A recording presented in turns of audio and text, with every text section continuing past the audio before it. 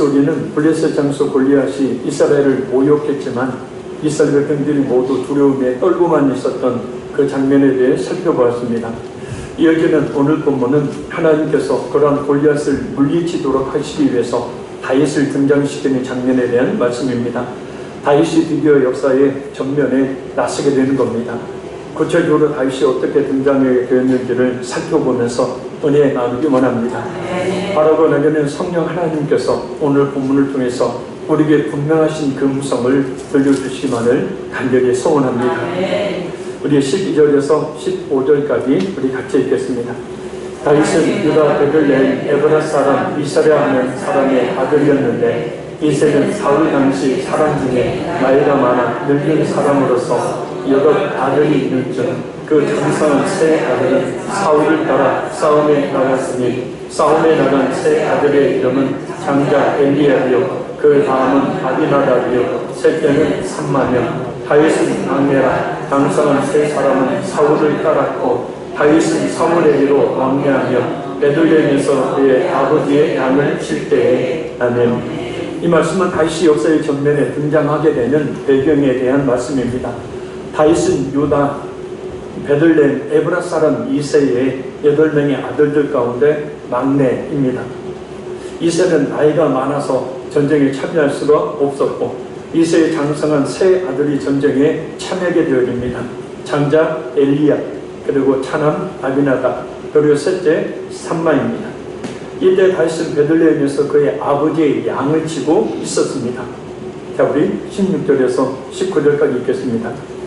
그 블레셋 사람이 40일을 조속으로 나와서 몸을 나타내었더라. 이새가 그의 아들 다윗에게 이르되 지금 내 형들을 위하여 이 볶은 곡식 한 대바와 이 가지고 진영으로 속히 가서 내 형들에게 주고 이 치즈 10덩어리를 가져다가 그들의 천부장에게 주고 내 형들의 안부를 살피고 증표를 가져오라. 그때 사울과 그들과 이스라엘 모든 사람들은 엘라 골짜기에서 블레셋 사람들과 싸우는 중이더라. 아멘. 골리앗은 40일간 아침 저녁으로 나와서 이스라엘을 조롱하고 비웃습니다. 이런 때 이새는 다윗에게 형들을 위해 준비한 볶은 곡식 한 에바, 여기서 이 볶은 곡식은 구운 이 완두콩을 말합니다. 23리터 한 에바, 곧 23kg죠. 그리고 떡 10덩이를 가지고 형들이 싸우고 있는 이스라엘 진영으로 가서 전달해주고 치즈 10덩이는 천부장에게 주어서 형들이 안전하다고 하는 그 증표를 가져오라고 말합니다. 다윗이 형들을 찾아 이스라엘 진영에 도착했을 때는 이스라엘 모든 사람들이 엘라 골짜기에서 블레셋 사람들과 싸우고 있었던 그런 때입니다. 다윗의 아버지 이새는 분명 아들들이 걱정되어서 막내 다윗을 형들에게 보낸 것입니다. 그러나 이런 이새의 행동은 하나님의 크신 섭리 가운데 일어난 일입니다. 하나님은 이스라엘의 신정적 왕정 체제를 새롭게 계승할 차기 왕으로 예정하신 그 다윗을 역사의 전면에 부각시키기 위해서 지극히 인간적인 사건을 통해서 다윗을 전쟁터에 인도하신 겁니다. 인류의 역사는 우연히 일어나는 과정을 통해서 이루어지는 것처럼 보이지만 실상은 하나님의 주도 면밀하신 그 섭리에 의해서 주권적으로 진행되어집니다. 섭리는 우리 기독교의 신앙과 교리 가운데 가장 중요하게 사용되는 말입니다. 이 섭리라는 말은 라틴어인 프로비덴티아라는 말입니다. 이 프로라는 말은 이 미리라는 뜻이에요. 그리고 비덴티아라는 말은 보다라는 그런 뜻입니다. 그래서 이 미리 보다라는 이 말이 합성어가 되어서 바로 이 섭리라는 말이 나오게 되어진 겁니다. 그러니까 하나님의 섭리란 하나님이 미리 보신 거죠. 할렐루야. 그리고 한무들은 붙들썩 그리고 다스릴 리, 곧 하나님이 모든 것을 붙들고 다스린다라는 뜻입니다. 경륜, 우리가 알고 있는, 그리고 작정이라는 말과도 똑같은 뜻의 의미입니다. 하나님의 섭리와 경륜에 대한 대표적인 예로 구약의 요셉을 우리가 들 수 있죠. 형들에게 형들에 의해서 팔려간 것도, 보디발 집에서 종노릇하게 된 것도, 보디발의 아내를 통해 억울하게 누명을 쓰고 감옥에 간 것도, 꿈 해몽 후에 2년 후에 바로왕 앞에 간 것도 다 하나님의 섭리와 긍휼 속에서 진행되었던 사건들이었습니다. 그것은 성경이 밝히고 있고 하나님이 그렇게 섭리하셨다고 분명히 말씀하고 있죠. 룻기 2장을 보면 룻이 보아스를 만나는 장면 역시도 마찬가지입니다. 모압 땅에 흉년이 들어서 베들레헴으로 돌아온 것도 기업이 없어서 이삭을 주우러 밭으로 간 것도 많고 많은 밭 중에 마침 보아스의 밭으로 가게 된 것도 그때 마침 보아스를 만나게 된 것도 보아스의 아내가 된 것도 우리가 볼 때는 우연인 것처럼 보이지만 우연이 아니라는 겁니다. 하나님께서 시간과 장소에 맞춰 룻과 보아스를 만나게 하신 거죠. 바다를 항해하던 배가 파손되어서 한 사람이 물에 빠져 나무 조각을 겨우 붙들고 풀이하다가 무인도에 도착을 했습니다. 무인도에 도착한 이 사람은 살기 위해서 먼저 오두막집을 지어놓고 먹을 것을 구하러 나간 사이에 그만 이 오두막에 불이 나고 말았습니다. 바닷가에서 한숨만 쉬고 있을 때 멀리서 큰 선박이 다가왔습니다. 내린 선원들을 향해서 이 표류했던 사람이 어떻게 내가 있는 줄 알고 왔습니까? 라고 묻자 선원들이 우리는 모릅니다. 다만 연기가 피우려는 것을 보고 와본 것입니다.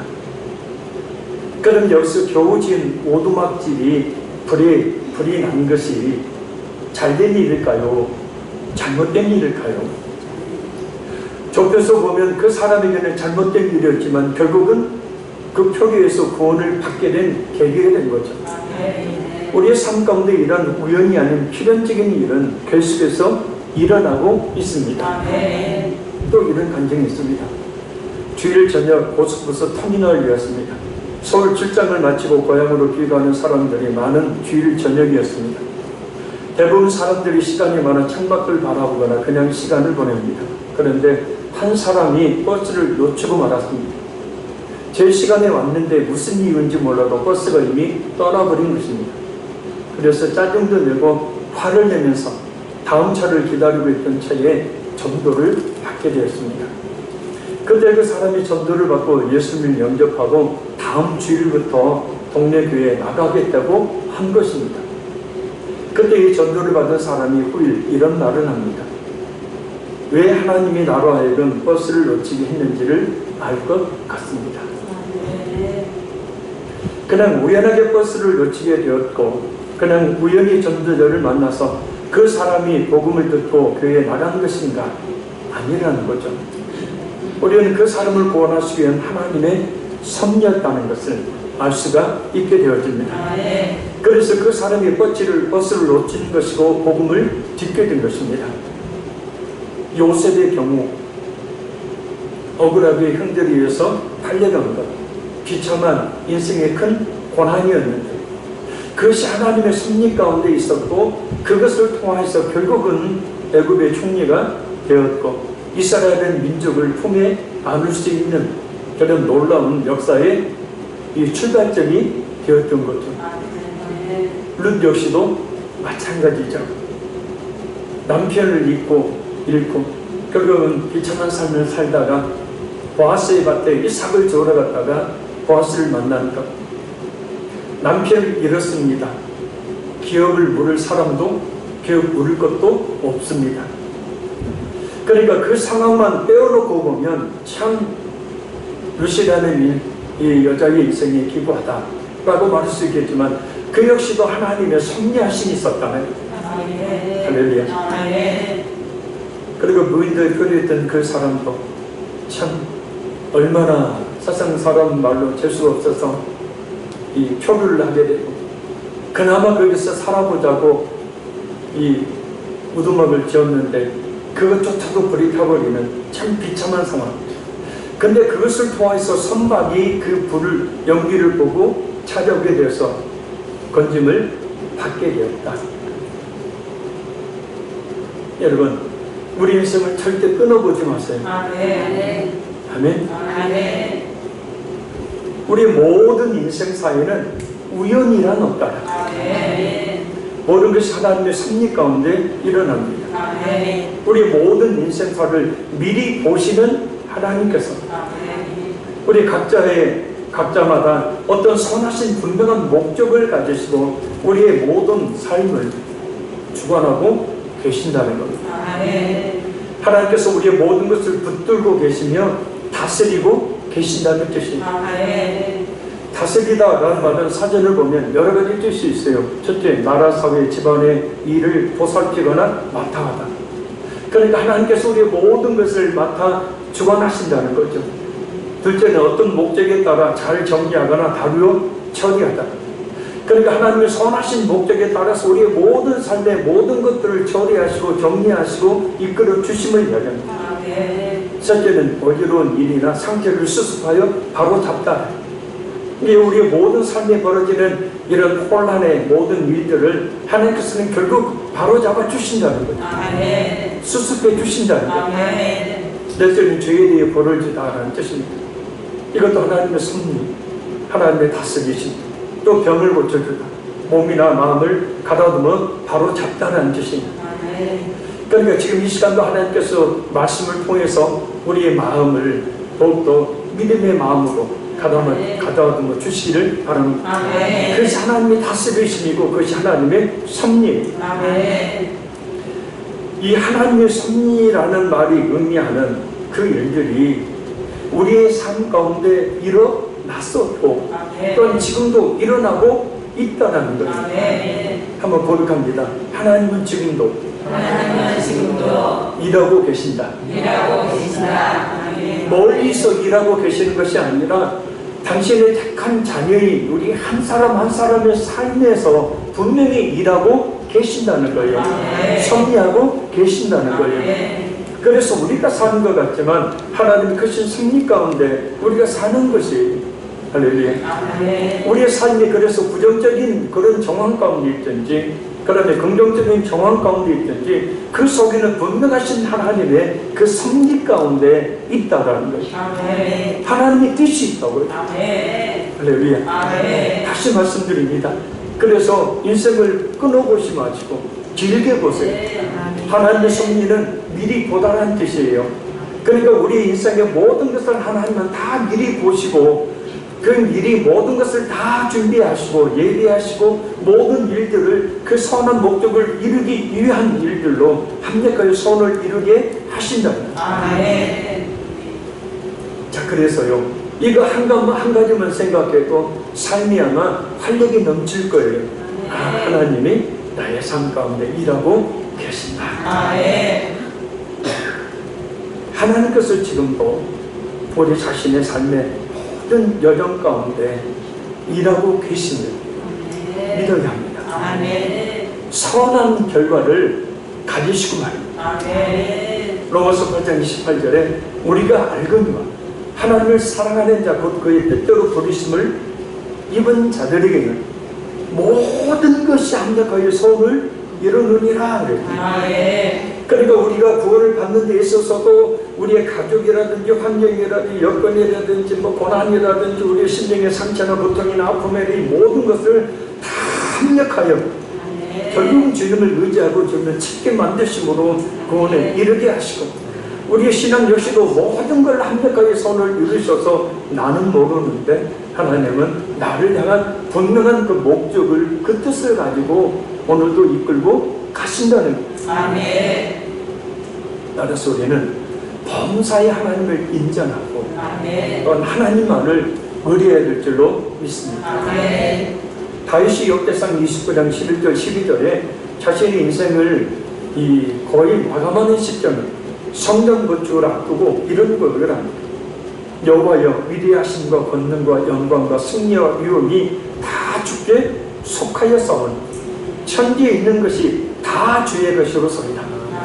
여호와여 주권도 주께 속하였사오니 주는 높으사 만물의 머리가 되심이니이다. 부와 귀가 주께로 말미암고 또 주는 만물의 주제가 되사 손에 권세와 능력이 있사오니 모든 사람을 크게 하심과 강하게 하심이 주의 손행이다. 그러니까 그 모든 인생을 하나님이 주관하신다는 거죠. 시편 37편 5절에 네 길을 여호와께 맡기라 그리하면 그가 이루시고 내가 내 길을 가는 것 같은데 결국은 그 모든 것을 이루어가신 분은 하나님이시다.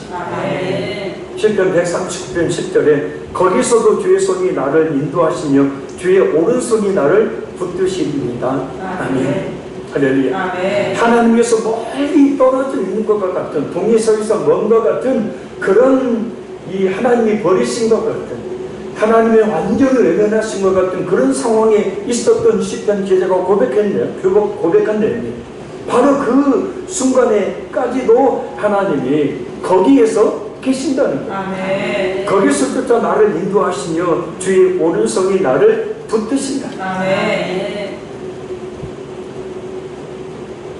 아마 예수님의 이 말씀이 하나님의 섭리, 하나님께서 우리의 모든 삶을 주관하고 계심을 가장 친근하게 느끼게 할 겁니다. 누가복음 10장 7절에 너희에게는 심지어 머리털까지도 다 세심과 되었나니 두려워하지 말라. 너희는 많은 참새보다 더 귀합니다. 하나님은 우리 머리털 하나까지도 다 세고 계십니다. 얼마나 세밀하게 하나님이 우리에게 관심을 갖고 계시며 얼마나 세밀하게 우리의 삶 가운데 역사하고 계시는지를 우리가 익히 잘 알 수 있는 말씀입니다. 할렐루야. 나는 내 머리카락이 언제 빠지고 언제 나는지 몰라요. 그런데 하나님은 내 머리털 하나까지 다 세고 계신데요.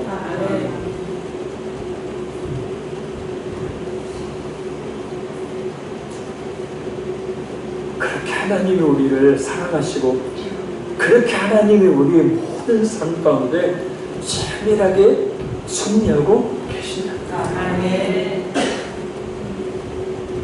오늘 본문의 다윗이 전쟁 때 등장하게 되는 일이 결코 우연이 아닌 하나님의 섭리 가운데 있는 일이듯이 우리의 모든 삶이 하나님의 기쁘신 섭리 가운데 선한 목적을 가지고 있음을 잊지 말아야 합니다. 따라서 우리는 우리 인생을 주관하시는 하나님만 전적으로 의뢰하며 신뢰해야 합니다. 하나님 지금도 우리 한 사람 한 사람의 머리털까지도 다 세고 계십니다. 그 세밀하심으로 우리를 인도하고 계시기 때문입니다. 하물며 너희일까 보냐. 그러니까 우리는 하나님의 자녀라는 거예요. 말씀을 준비하면서 얼마나 이 말씀이 힘이 되는지 알아요. 알고 있어요.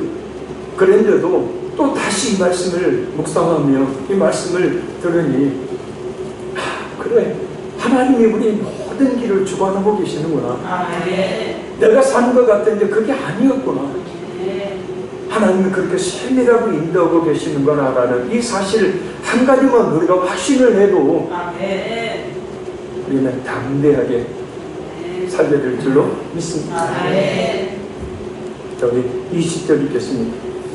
다윗이 아침에 일찍이 일어나서 양치는 자에게 맡기고 이새가 명령한 대로 가지고 가서 진영에 이른들 마침 군대가 전장에 나와서 싸우려고 고함치매. 아멘. 다윗은 아침 일찍 일어나서 자신이 치던 양을 양치는 자에게 맡기고 아버지의 명령대로 아버지가 전달하는 음식을 가지고 이스라엘 진영에 이릅니다. 자, 무슨 얘기냐? 하나님의 뜻은 항상 순종하는 자를 통해 이루어진다. 만약 다윗이 아버지의 명령을 듣고서 아버지 좋아하지 마요, 어리잖아요. 전쟁터에 가기가 무서워요. 전쟁터에 갔다고 죽으면 어떡해요? 아버지 종 보내요, 다른 사람 보내요. 만약에 이스라엘 백성들처럼 그렇게 두려워하며 가지 않았다면 어떻게 되었을까요? 자신 이스라엘 왕으로서 공식적으로 인정받을 수 있는 절호의 기회를 완전히 저버리게 되어집니다. 결정적 불신점이 되고 말았을 겁니다. 그러나 다윗은 아버지의 명령에 따라 그 위험천만한 전쟁터에 감에도 불구하고 이런 방구, 불만이나 아니오가 없습니다. 만약 우리에게 이런 명령이 떨어진다면 우리는 어떻게 행동할까요? 항상 잊지 말아야 합니다. 하나님은 어떤 일들을 행하실 때 안 돼요, 못해요, 할 수 없어요. 그게 되겠어요? 라고 말하는 사람이 아닌 무조건 순종하는 자를 두러 쓰신다는 사실을 말합니다. 그리고 순종하려고 하는 강한 결단과 결심이 있었을 때에 하나님은 그 능력을 부어주심으로 역사를 하시는 거예요. 성경의 수많은 인물들을 보세요. 항상 먼저 다니엘도 뭐예요? 우상의 그 재물을 먹지 아니하기로 세 친구와 함께 사드락 메삭 아벤누고 세 친구와 함께 결단을 해요. 결단을 하고 난 뒤에 안 먹어요. 불순종해서 어떻게 돼요? 죽을 위기에 처해요. 하나님이 어때요? 건져주시고 오히려 더 세워주시다.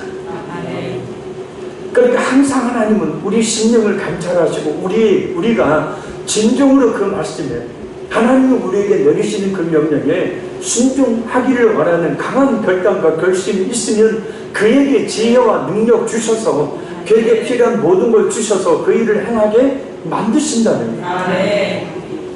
그래서 중요한 것은 하나님 앞에 그 하나님의 뜻을 이루기 위한 강한 결단과 결심이 우리에게 서 있어야 됩니다. 한 달란트를 받았던 종은 온갖 이유와 핑계를 댔지만 2달란트와 5달란트를 받았던 종은 그 즉시로 그래요. 더 이상 말 필요 없는 거예요. 그 즉시로 나가서 2달란트를 5달란트를 더 남깁니다. 그래서 예수님께로부터 칭찬과 더 많은 일을 맡게 되어지는 그런 복을 받게 되어집니다. 제가 전에 한번 말씀드렸죠. 정말 더 큰 하나님의 복을 받을 수 있음에도 불구하고 더 큰 복을 받지 못하는 안타까운 성도들이 있다고요. 정말 하나님께 과감하게 그 말씀에 순종하는 삶을 산다면 더 많은 것을 부어주실 텐데 그 많은 하나님의 예비하신 그 축복을 믿음의 버릇이 좀 적어서 못 받는 경우들을 보면 마음이 찢어지게 서운해요. 다윗의 이런 순종을 통해서 하나님께서 일하셨음을 우리는 잊지 말고 첫째도 순종, 둘째도 순종, 셋째도 순종해야 될 줄로 믿습니다. 21절에서 23절 뵙습니다. 이스라엘과 블레셋 사람들이 전열을 버리고 양분이 서로 대치하였더라. 다윗이 자기의 짐을 짐 지키는 자의 손에 맡기고 군대로 달려가서 형들에게 권한하고 그들과 함께 말할 때 마침 블레셋 사람의 싸움 도두는 가드 사람 골리앗이라 하는 자가 그 전역에서 나와서 전과 같은 말을 하며 다윗이 들으니라. 아멘. 자, 이스라엘과 블레셋 분들이 전열을 정비한 채 서로 대치 중입니다. 이때 다윗이 진영으로 오게 되고 형들을 만나고 있던 중에 골리앗이 전과 같이 이스라엘을 모욕하는 말을 합니다.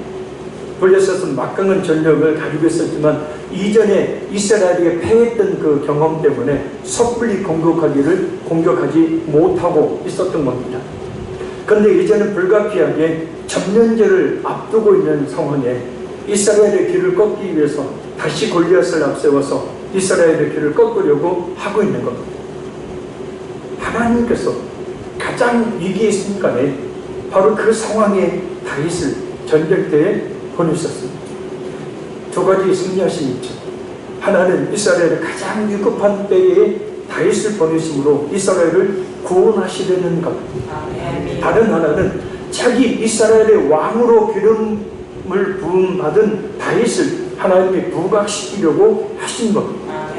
왜요? 영웅은 난세히 나는 거예요.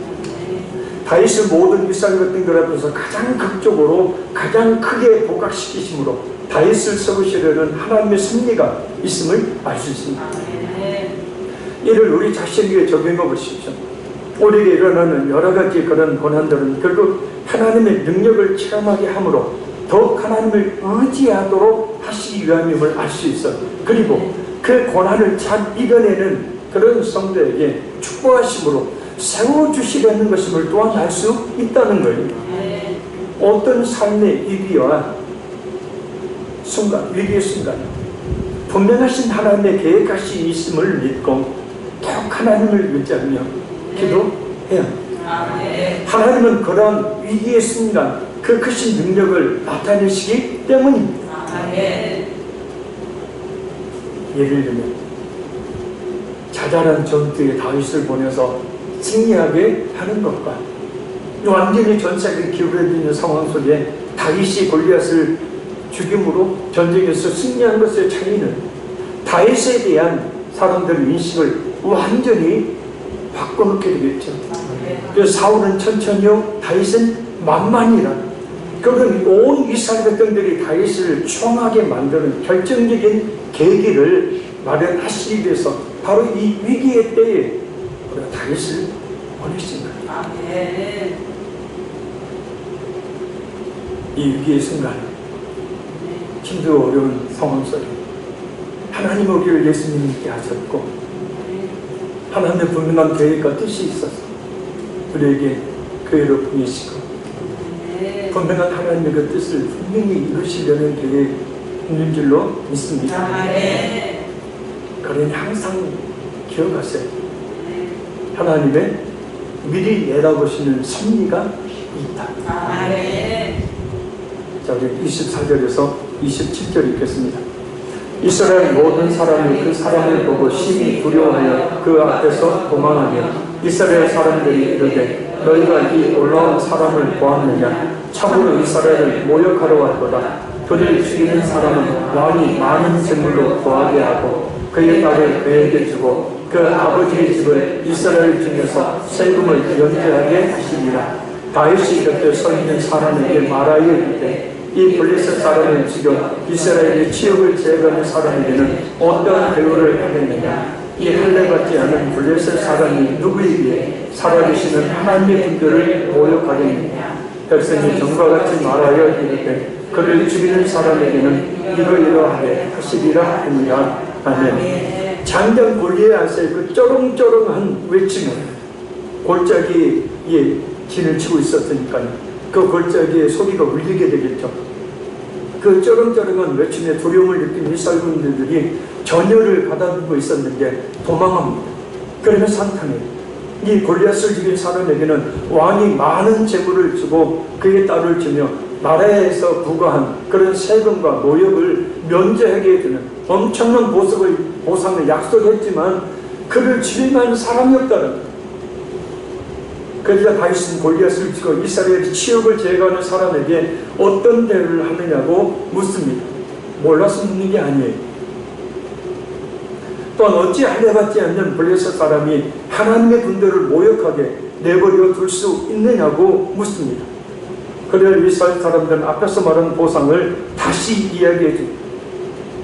사울을 비롯한 모든 이스라엘 군대들이 군사들이 두려워 떨며 도망하는 때에 다윗은 우리가 담대하게 골리앗을 쳐부술 수 있다면 큰 소리를 칩니다. 감히 할례받지 않는 블레셋 사람이 누구이기에 살아계신 하나님의 군대를 모욕할 수 있느냐라고 했죠. 왜 이런 차이가 있을까? 바로 성령 하나님께서 사울과 이스라엘 군대에게서는 떠나셨기 때문입니다. 그러나 다윗에게는 16장 13절 말씀처럼 성령 하나님께서 충만하게 임재해 계시기 때문입니다.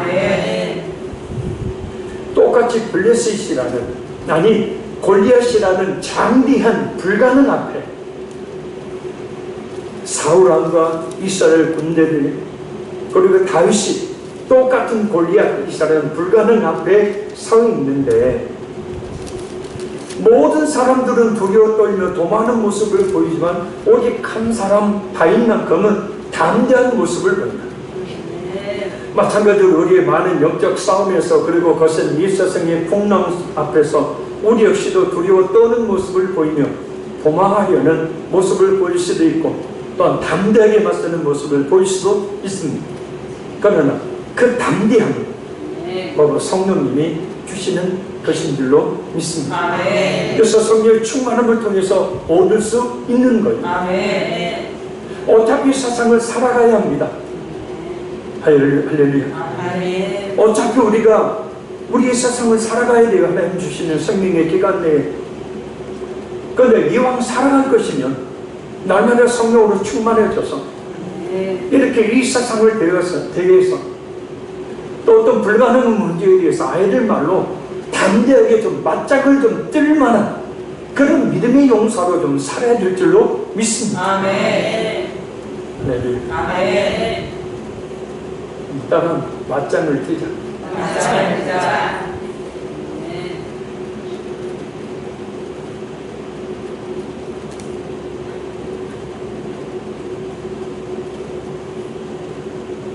10편 183편 3절 그 영어 성경에 그게 나와 있잖아요. 내가 부르짖을 때 주께서 내게 응답하시고 나를 담대하게 하셨다. 그러니까 When I called, 내가 부르짖을 때 He answered me, 그가 내게 응답하셨습니다.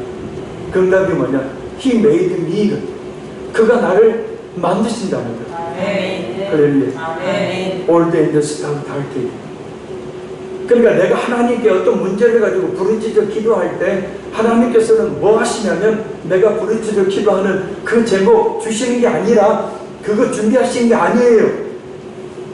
응답을 1차적으로 주시는 게 뭡니까?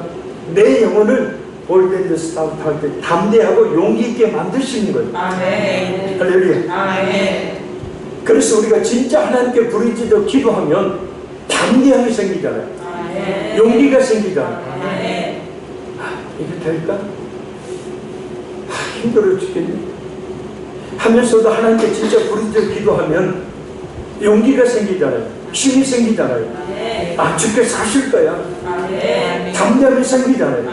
자, 그것이 바로 뭐냐면 하나님이 내 마음을 만져주신 거예요. 하나님이 내 마음을 만져주신 거고 하나님이 나를 만나주신 것이라고. 아멘. 어떤 방법으로 그냥 연약한 좌절 절망 가운데 있던 나약한 우리가 어떤 방법으로 이렇게 갑자기 순식간에 담대한 자로 바뀔 수 있겠습니까? 하나님이 우리의 마음을 만져주시니까 성령께서 담대함을 주시니까 그런 것 아니에요. 할렐루야. 그러니 그것이 바로 성령께서 우리의 마음을 만져주신 거고 우리를 만나주신 거예요. 자, 그것이 바로 뭐냐면 기도의 1차 응답이라. 그러니까 우리가 기도하면요 하나님은 반드시 1차 응답을 주신다니까요. 그리고 보세요. 그리는 그 응답을 받았어요. 담대함, 용기 있는 모습을 가지게 돼요. 그럼 어떻게 됩니까? 삶 속에서 불가능한 문제든지 어떤 어려운 문제든지 내가 생각하기에 이건 힘들어하는 문제들 앞에서 어떻게 맞짱을 뜨는 거잖아요. 그죠? 담대하게 그 일을 맞닥뜨리잖아요.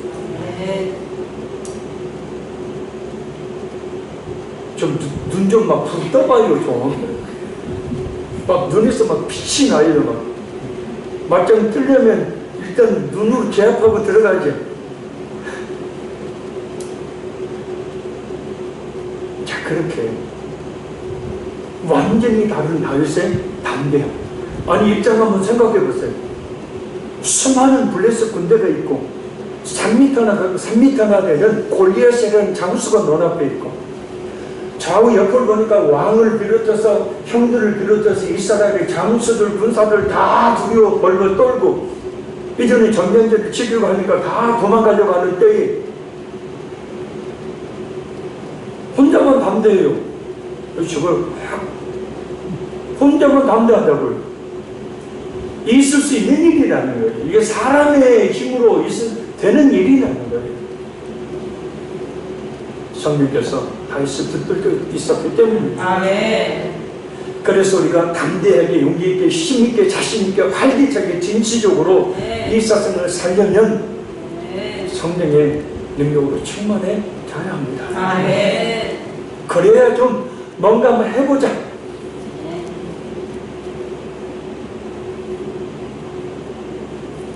여기 28절 읽겠습니다. 큰형 엘리압이 다윗이 사람들에게 하는 말을 들은지라 그가 다윗에게 너를 바라에 이르되 네가 어찌하여 이리로 내려왔느냐 들에 있는 양들을 누구에게 맡겼느냐 나는 네 교만과 내 마음에 완악함을 아노니 네가 전쟁을 구경하러 왔더라. 아멘. 다윗의 말을 들은 큰형 엘리압은 다윗을 향해서 야, 양이나 칠 것이지 네가 왜 전쟁터에 왔냐 크게 화를 내요. 전쟁이 무슨 애들 장난인 줄 아냐, 구경하러 왔냐. 그래서 다윗을 향해서 교만하다고, 마음이 완악하다고 말하는. 여기서 교만은 분수도 모르고 왕이 약속한 상을 탐내 골리앗을 대적하려 한다는 것을 이야기하고, 완악하면 왕이나 치는 자신 인물을 망각한 채 전쟁을 구경하러 왔다라는 것을 말합니다.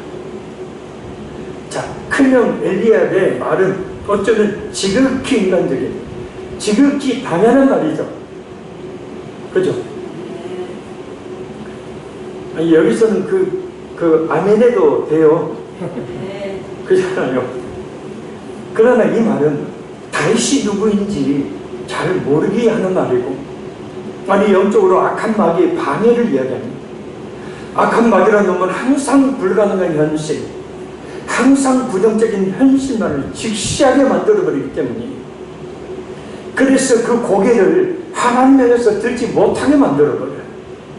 철저하게 현실이라는, 철저하게 현실의 문제 속에 파묻혀 지내버리게 만든다고요, 마귀는. 항상 잊지 말아요. 현실의 상황이 어떠하더라도 역사하실 하나님의 능력을 바라보는 믿음을 가져야 한다. 사실 하나님의 역사하심을 믿지 못한다면 우리는 줄이 끊어진 영과 같이 바람에 이리저리 날리다 결국은 떨어지는 것처럼 오늘도 이 세상의 시류에 따라 이리저리 휘둘려 그런 힘없는 인생 살 수밖에 없다는 것. 우리는 살아계신 하나님의 자녀입니다. 아멘. 우리는 살아계신 하나님, 전능하신 하나님을 우리 아버지라 부르는 아멘. 할렐루야. 아멘. 그런 믿음을 가지고 살아야 합니다. 아멘. 그래서 다윗은 부정적인 말로 화를 내는 큰형 엘리압의 말을 귀담아듣지 않아요. 자, 우리 29절 30절 마지막 읽겠습니다. 다윗이 이르되 내가 무엇을 하였나이까 어찌 이유가 없으리이까 하고 돌아서서 다른 사람을 하여 전과 같이 말하네. 백성이 전과 같이 대답합니다. 아멘. 오늘 번역 성경을 보면 이렇게 번역합니다. 다윗이 말하였다. 내가 지금 무엇을 했습니까? 아무 일도 안 했지 않습니까? 그가 그에게서 다른 쪽으로 돌아가서 또 이런 말을 했다. 그러면 그 백성이 처음과 같은 말로 대답하였다. 한마디로 다윗은 이 큰형은요, 당시 아버지와 똑같은 위치에 있던 자예요. 아버지 부재시는 누구 말을 들어야 되냐면 큰형의 말을 들었어요. 아버지의 말은 절대적이었어요. 다윗이 아버지 말을 듣고 전쟁터에 왔던 실제적인 이유 중에 하나는 아버지의 말은 곧 하나님의 말과 똑같았어요. 큰형, 더군다나 큰형은 아버지의 대리자예요. 그러니까 큰형의 말은 절대적으로 순종해야 돼요. 그런 이 큰형 엘리압의 말, 다윗은 항변을 합니다. 왜요? 믿음과 불신의 차이니까요. 그래서 다시 견해를 불태워요. 자신이 이 골리앗과 싸울 만한 충분한 이유가 있다면 항변을 합니다. 자, 우리는 여기서 돌아서서라는 말을 주목해요. 한마디로 자신을 알아주지 못하는 큰형, 곧 믿음 없는 사람과는 더 이상 이야기하지 않겠다는 거예요. 할렐루야. 하나님의 일들은 믿음의 사람들을 통해서 이루어져. 하나님께서는 그래서 믿음의 사람을 만드시려고 수많은 사람들을 연단을 통해서 믿음의 사람이 되게 하시고 그 이후에 그를 통하여 하나님의 그 믿음의 역사를 이루어 가시는 겁니다. 그래서 우리는 믿음의 사람이 되기를 힘써야 합니다. 그러니까 하나님이 일하심을 보지 못하고 우리 현실만을 보는 사람, 그래서 매사에 부정적인 사람에게서는 돌아서야 합니다. 그래야 하나님께서 원하시는 뜻을 이루는 하나님의 사람이 될 수 있어요. 어쩌면 우리가 사람의 소리에 자꾸 귀를 기울여 휩쓸려 다니다가 하나님께서 우리를 통하여 이루시기를 원하시는 그 하나님의 원대한 뜻을 이루지 못하고 있는지도 몰라요. 현실만을 보고 환경만을 보고 사람의 소리만 귀를 기울이면서 하나님이 나를 통하여 이루시기를 원하시는 그 원대한 뜻을 이루지 못하고 있는지도 모른다는 거예요. 돌아서야 합니다. 하나님의 뜻이라는 확신이 있다면 사람의 소리에 귀를 기울이지 말고 우리 하나님의 뜻만을 이루는 일에 열심히 특심이 되도록 해야 합니다. 어차피 하나님께서 우리를 이 땅에 보내셨으니 뭔가 그래도 하나님의 뜻을 이루어 드리는 하나님의 사람이 되어야 하지 않겠습니까? 그렇게 귀하게 쓰임을 받다가 우리 주님 앞에 서야 되지 않겠습니까? 하나님은 지금도 정말 믿음의 사람을 찾고 계십니다. 그렇게 현실만을 보며 그렇게 사람의 소리에 귀를 기울이는 사람이 아니라 우리 하나님의 살아계심을 믿고 그 하나님의 살아계심을 믿고 담대하게 나아갈 그 하나님의 사람을 찾고 계신다. 제발 그 하나님의 사람이 되었습니다. 그 하나님의 원대한 뜻을 이루어드리는 우리 모두가 되기를 바랍니다. 말씀했습니다. 오늘 본문에 다시 전쟁터에 등장하게 되는 일이 우연이 아닌 하나님의 섭리 가운데 있는 일이든 우리 모든 삶이 하나님의 기쁘신 섭리 가운데 선한 목적을 가지고 있음을 잊지 말아야 합니다. 하나님은 지금도 우리 한 사람 한 사람의 머리털까지도 다 세고 계시는 세밀하심으로 우리를 인도하고 계십니다. 우리 자신의 인생의 배후에서 역사하고 계시고 이끄시고 계시니 우리는 그 하나님을 전적으로 신뢰하며 의지해야 될 줄로 믿습니다. 우리에게 하나님의 어떤 명령이 떨어지면 우리는 어떻게 행동해야 할까? 하나님은 어떤 일을 행하실 때 안 돼요, 못해요, 할 수 없어요, 그게 되겠어요 라고 말하는 사람이 아닌 다윗처럼 군소리 않고 순종하는 자격토록 쓰신다는 것을 잊지 말고 늘 순종해야 합니다. 우리는 우리의 많은 영적 싸움 앞에서 그리고 이 세상의 거센 풍랑 앞에서 두려워 떠는 모습을 보이며 도망하는 것이 아닌 날마다 성령의 충만함을 구해서 이 세상을 향해서 맞짱을 뜰 수 있는 믿음의 용사가 되어야 합니다. 우리의 현실의 상황이 어떠하더라 역사하실 하나님의 능력을 바라보는 그 믿음을 가져야 합니다. 우리는 살아계신 하나님, 전지전능하신 하나님을 아버지로 두고 있는 하나님의 사람들이에요. 그러니 하나님의 일하심을 보지 못하고 오직 현실만을 보는 사람, 그래서 매사에 부정적인 사람에게서는 돌아서야 합니다. 우리 하나님의 뜻만을 이루는 일에 열심을 내야 합니다.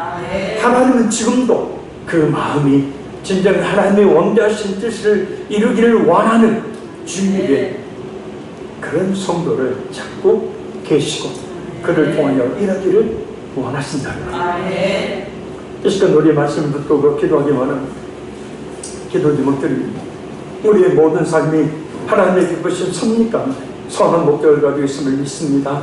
지금도 우리 머리털까지도 다 세심히 세밀하게 우리 인생을 인도하고 계신 하나님의 역사심을 굳게 믿고 전적으로 하나님을 의지하게 하옵소서. 하나님의 선하신 뜻 앞에 안 돼요, 못해요, 할 수 없어요, 그게 되겠어요 라는 것이 아니라 무조건 순종하는 자가 되어 쓰임받게 하옵소서. 우리의 현실이 아닌 하나님의 능력을 바라보는 믿음으로 하나님 그 하나님의 역사를 이루는 일을 위해서 마귀와 세상을 향해 맞짱을 담대하게 뜨는 믿음의 용사로 살게 하여 주시옵소서. 우리 주의 사랑 통속으로 간절히 기도합니다. 주여